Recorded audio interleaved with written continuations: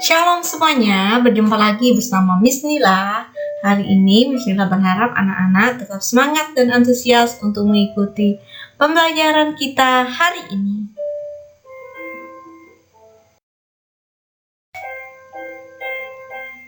Sebelum memulai kegiatan pembelajaran hari ini, silakan anak-anak berdoa terlebih dahulu.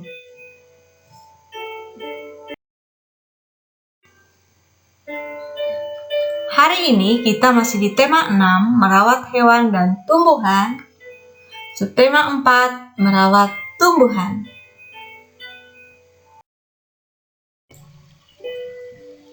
Di muatan yang pertama, kita akan belajar muatan bahasa Indonesia. Di muatan bahasa Indonesia, kita akan belajar mengidentifikasi tanda tanya pada kalimat tanya. Kalimat untuk menanyakan sesuatu disebut kalimat tanya. Kalimat tanya digunakan untuk mengetahui informasi. Kalimat tanya ditandai dengan tanda tanya di akhir kalimat. Kalimat tersebut harus dibaca dengan intonasi yang tepat.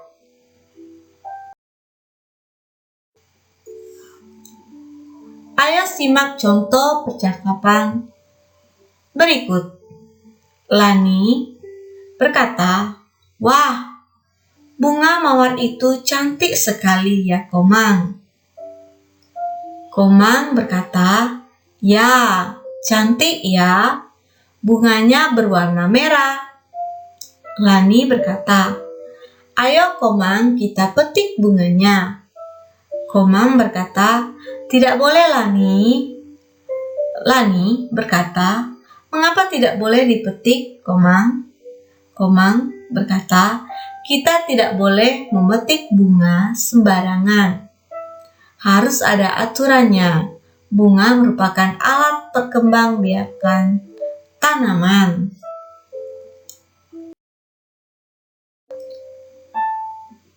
Mengidentifikasi kata tanya dalam kalimat tanya. Tanda tanya berada di akhir kalimat. Selain tanda tanya, kalimat tanya juga memiliki kata tanya. Kata tanya berada di awal kalimat. Ada 6 kata tanya, yaitu yang pertama, apa? Untuk menanyakan sesuatu. Kemudian yang kedua, di mana? Untuk menanyakan tempat. Dan yang ketiga, mengapa?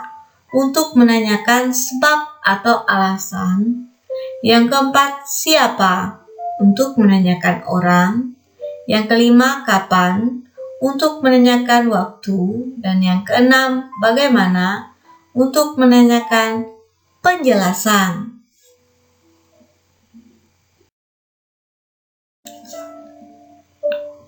Ayo perhatikan contoh berikut.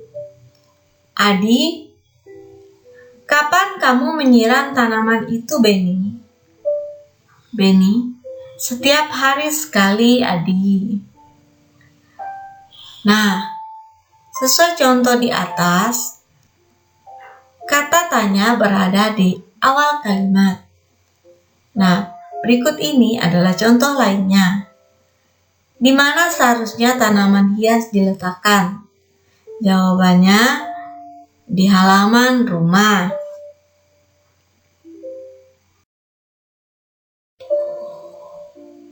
Tugas bahasa Indonesia, silakan anak-anak buka di halaman 172 sampai 173.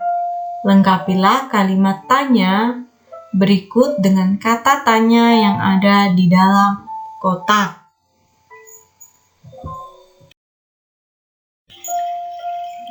Selanjutnya kita akan masuk di muatan PPKN.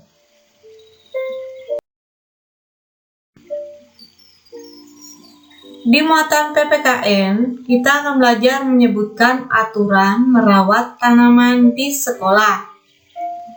Ada berbagai jenis tanaman di sekitar kita, misalnya di sekolah.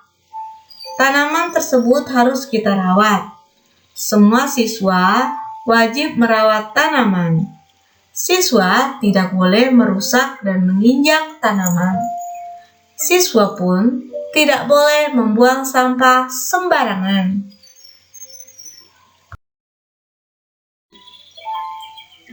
Berikut adalah aturan dalam merawat tanaman. Yang pertama, menyiram tanaman secara rutin. Selanjutnya, memberi pupuk secara teratur. Selanjutnya, memotong daun yang terkena hama. Selanjutnya, meletakkan tanaman di tempat yang terkena sinar matahari.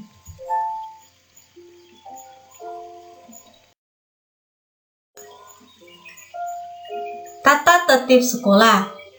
Setiap aturan di sekolah pasti memiliki manfaat.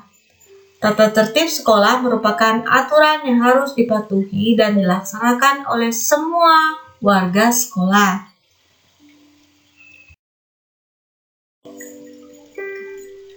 Berikut contoh tata tertib yang ada di sekolah. Yang pertama, siswa memakai seragam sekolah sesuai jadwal yang telah ditentukan.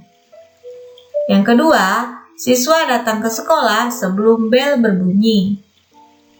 Yang ketiga, setiap hari Senin siswa wajib mengikuti upacara bendera. Yang keempat, semua warga sekolah wajib memelihara dan menjaga kebersihan di lingkungan sekolah.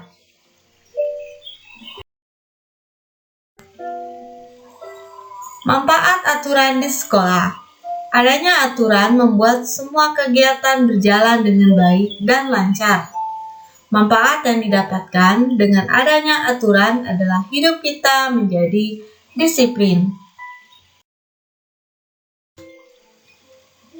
Berikut contoh aturan di sekolah dan manfaatnya. Nomor 1, aturan sekolah. Datang ke sekolah lebih pagi pada waktu piket kelas. Manfaatnya, siswa dapat melaksanakan tugas piket dengan baik. Aturan sekolah nomor 2, menyiram tanaman di dalam pot. Manfaatnya, tanaman tumbuh subur. Yang ketiga, aturan sekolah menyapu kelas. Manfaatnya, kelas menjadi bersih dan nyaman untuk belajar. Aturan sekolah 4, menghapus papan tulis. Manfaatnya, kegiatan belajar lancar karena guru selalu siap menggunakan papan tulis. Aturan sekolah kelima yaitu mengatur rak buku kelas. Manfaatnya, buku-buku tertata rapi.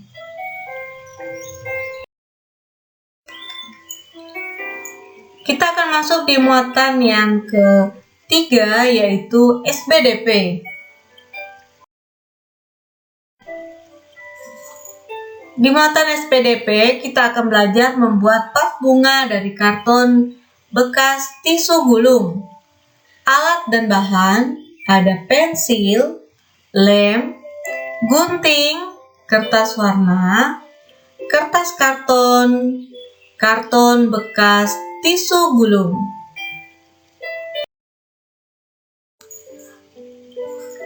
Langkah-langkah membuat vas bunga dari karton bekas tisu gulung. Yang pertama, kita buat pola lingkaran pada kertas karton. Ukuran lingkaran dibuat lebih besar daripada karton bekas tisu gulung. Yang kedua, kita gunting pola lingkaran pada kertas karton.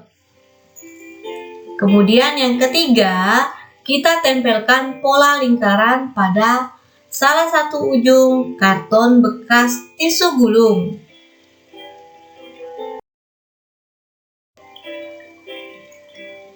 Kemudian yang keempat, kita buat pola bentuk bangun datar pada kertas warna sesuai keinginan.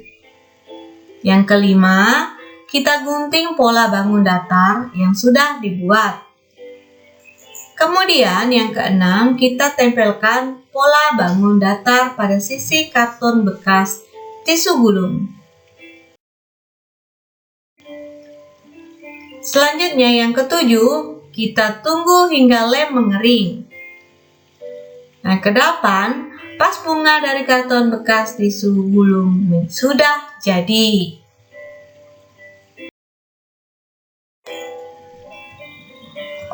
Kita akan belajar mengidentifikasi bahan buatan untuk membuat karya.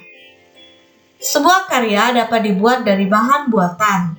Berikut contoh karya dari bahan buatan, seperti burung yang terbuat dari kertas.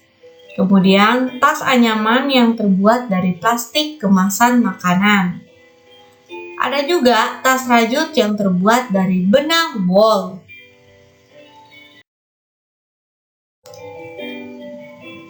Kita akan mengidentifikasi bahan buatan untuk membuat karya. Kertas dapat dibuat karya hiasan menggunakan teknik quilling. Quilling merupakan seni menggulung kertas yang menyerupai hewan dan tumbuhan. Kertas yang digunakan seperti kertas lipat, koran, dan kertas tisu. Tugas SBDP, silakan Anda buka di halaman 180-181, membuat bunga dari kertas tisu. Oke, terima kasih. Tetap semangat, tetap jaga kesehatan. Tuhan Yesus memberkati semuanya. Bye.